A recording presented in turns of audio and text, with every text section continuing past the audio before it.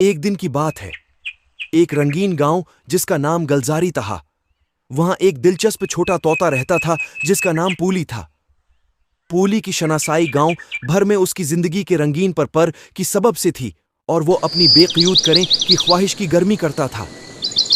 ہر روز وہ درخت سے درخت اڑتا، سوالات کرتا اور اپنے آس پاس کی دنیا کو جاننے کی کوشش کرتا۔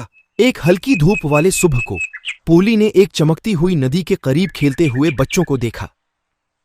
وہ ہنسنے، دوڑنے اور بڑی مزیدار وقت گزار رہے تھے۔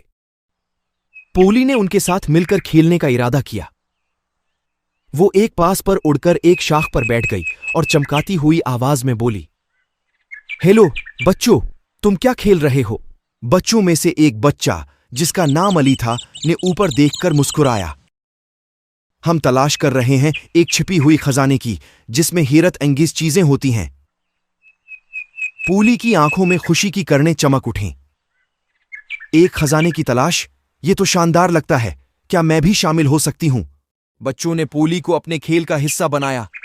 انہوں نے اسے ایک چھوٹی سی نقش پر بنائی کلرفل تصاویر کی مدد سے اور اسے ابتدائی نقطے کی طرف لے گئے۔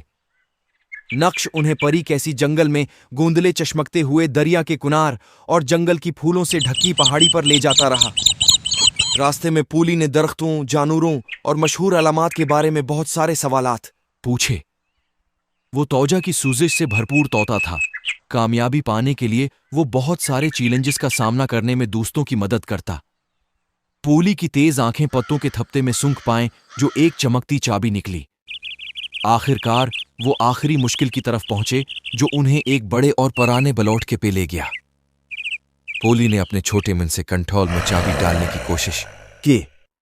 سب کی حیرت کی بات تھی کہ درخت کی دریچ کھلا گیا اور ایک چھپی خلا میں رنگین خزانوں، کھلونوں اور مٹھائیوں سے بھرا ہوا تھا۔